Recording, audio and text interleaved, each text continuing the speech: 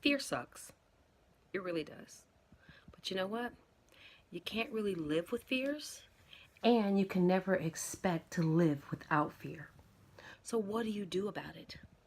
That's the key. That's the core of Fearless Fridays. Is that it's not that we can say that fear's never going to happen. It's saying that we're going to fear less and take action more so that the things that we're afraid of do not consume us. So do you remember as a child when at night when it got a little bit dark and you grabbed your favorite teddy bear to protect you from the boogeyman?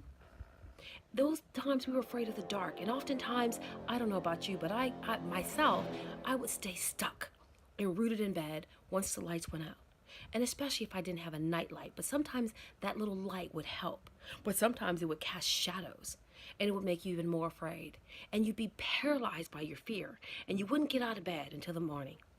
Now, some parents actually use that as tips and tricks to keep you in bed and not sneaking out and watching TV and reading books. But you know what? Those fears are real. And as adults, we still have things that we're afraid of. We are not necessarily afraid of the dark, but I think many adults are afraid of the light from within. They are afraid of living in the true essence and the power of I am. Because when you choose to live in the power of I am, do you know what happens? It means that your dreams are no longer dreams. They actually become reality.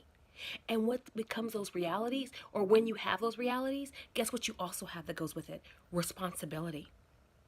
And so sometimes fear, it really sucks. It sucks the life out of you, it sucks the energy out of you. But guess what?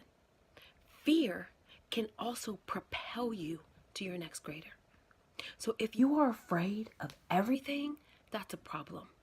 If you're afraid of some things, you can utilize that to help fuel your purpose. You have to decide. You're not a little kid anymore, but you still might need something to hold on to.